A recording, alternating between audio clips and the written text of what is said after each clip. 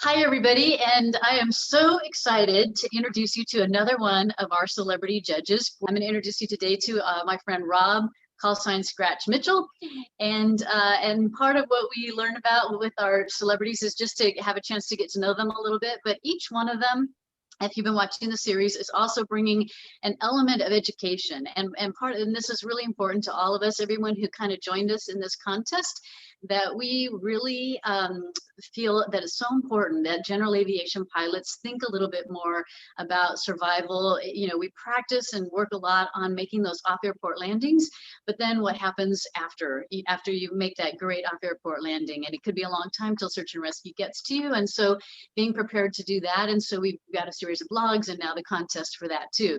So you're going to learn some cool stuff today. Stay with us because Scratch has got a great message that I think you're going to really enjoy. And so let me just introduce our friend Scratch. One of the things that's not even listed here, we got to know each other because he is a participant with ICAS and was qualifying a team for some new maneuvers at an event that we got to know each other at. But he's affectionately known as Scratch to his fighter pilot mates. He hails from Victoria, British Columbia, and now lives in Vancouver, BC, where he's living out his goals of balancing being a producer, director of film and TV, an actor, and an aviator. As a third-generation military pilot, flying was in his blood. He joined the RCAF to be a fighter pilot, receiving a degree in sociology. And after topping off his flying courses, he went on not only to become a fighter pilot in the CF-18s, but he was also selected as an air show pilot, both in the CF-18 and twice with the world-renowned Snowbirds jet team. Also not mentioned here, but I know you're also with the Patriots jet team. And so as we go through, be sure, you're certainly welcome to talk about any of these other things. But now he has a new world, and as a character and a director and a producer of many TV shows and movies. And so Discovery's air show. He's also a film pilot, an aerial coordinator, aerial director for film and TV. And I'm sure you've seen some of his work, including the new Roland Emmerich Midway blockbuster that debuted last November. So with that, I'm just gonna say welcome, Scratch, and thank you so much for being a part of this fun contest that we're doing and being a friend to Lightspeed too. Oh, thank you very much. It's actually my pleasure. I really obviously love working with you and Lightspeed, but I think more importantly, the subject of survival is really close to my heart. I really like that subject matter to the point I'm actually developing a feature film right now about a bush pilot who survived for 2 months in the Arctic. And so the timing of this is actually quite ironic and ideal. Excellent. Well, so speaking of the Arctic, I know that you have talked a little bit about some of the survival training that you had through some of your military activity and stuff like that. Why don't you tell us a little bit about what that was like? Yes, and as a military pilot, I received very unique survival training, and I thought I knew about the wilderness growing up. My father was a pilot, and we grew up in the outdoors, on the water and in the forest, camping and hiking. And I was pretty comfortable as an outdoor enthusiast before I went into the military.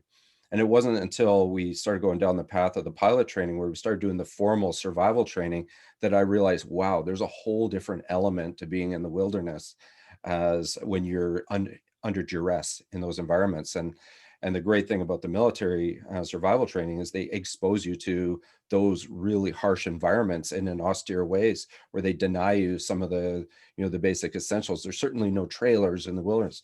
And I remember on land survival, they would you would start with a group of just a couple people in a tent, and then at the end of the course for 2 or 3 nights you actually would survive by yourself in the wilderness upwards of a kilometer from one another. And at that point in my life, even though I spent countless nights in the wilderness with friends and family, I'd never been alone overnight in the deep woods, and that was really confronting. And I came away from that training going, it's a different animal when you are no longer on top of the food chain. You're part of the food chain when you're out there alone. And it really gave me an interesting perspective because I started doing a little bit of side research on it because I've always been fascinated by that and I love survival movies. And so I started doing a bit of research. And then after training, I volunteered like a crazy man to go on this experimental Arctic survival training, which is was way up north, a place called Resolute Bay, aptly named. And we went in February in the Arctic, and there was only a couple hours of light each day. And the average ambient temperature was minus 42, and some days it was minus 82 Celsius. And we had to hide in our snow caves, otherwise we would just perish. And there was a civilian that paid a great amount of money to be on that, and he was a survival expert. And I remember talking to him at length about survival, and what he really brought home to me is something I was starting to develop in myself, is that survival is more than just the gear. It's more than just having a good sleeping bag or a rough plan of action. It actually is a psychological disposition to survive. And he was writing a book about it, and that's why he was doing that personal research. It was interesting. He said that a lot of these survival cases, including POWs, by the way, in various wars, that it was their psychological disposition that got them through, more than their physical comfort and attributes of their physical environment. And there was one line that I'm actually using in developing this film, is that it's not the cold that'll kill you, it's the regret and the guilt. And so I found that really interesting about that mental perspective of going into it. And I think knowing half of that half of the fact that that's a challenge is half the battle. And so I've been really keen on this. And as I've been reflecting on it, I've been thinking about how I train airshow pilots and how I train myself, whether it's in the Snowbirds or the Patriots jet team or the F-86, the T-33, whatever jet that I've been flying, or training others on. I always say it's not enough just to have an escape maneuver or a terminate maneuver and fly out of a bad sequence. You actually have to go practice it.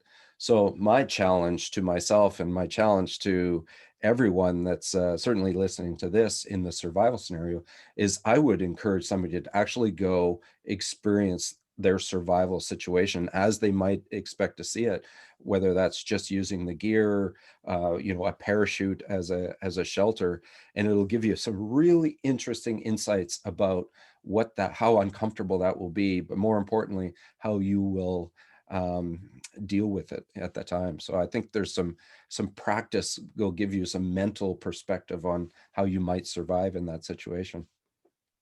That's great advice, and I'm sure a lot Mhm. of people don't do that, right? As much as maybe we put our gear together or think about different scenarios and stuff, but to actually go and do some of the things you're talking about, spend a night in the deep woods by yourself, Mhm. I can see how that's probably pretty terrifying. And so, is there something that people can do in addition to practicing like that? So maybe something in advance that they can do to get themselves sort of mentally steeled for that? I think there are so many uh, short stories and books about people that have lived in survival situations. It'd be really worth reading some of those, because what I found is, and I haven't read all of them, just a handful of them just out of interest, is that in some cases I identify with the character or the person, and others I don't as much. But inevitably you find some aspect of it, you're like, oh yeah, that might relate to me, and it gives you that reflection point, because I think the truth of it all is you don't want to have to discover yourself in those environments for the very first time. So even if you don't have to go immerse yourself in the wilderness by yourself and suffer for 2 days, um, reflecting on it through literature and other stories, I think probably uh, will give you some bearing of what you would be like psychologically. At least you would have reflected on it. Right, right. I think Mhm. that is such a thought-provoking idea, and thank you so much for sharing that with us today. Is there anything else, any parting words or parting advice you'd like to um, tell the audience today about just survival or something from your experience? I would say don't take the gear for granted. It's and I think a lot of us do, and I've been guilty myself, where I fly mostly ejection seat airplanes. So when I fly cross country, I have it stuffed in my pockets, whether it's drinking straws or a beacon or an emergency blanket.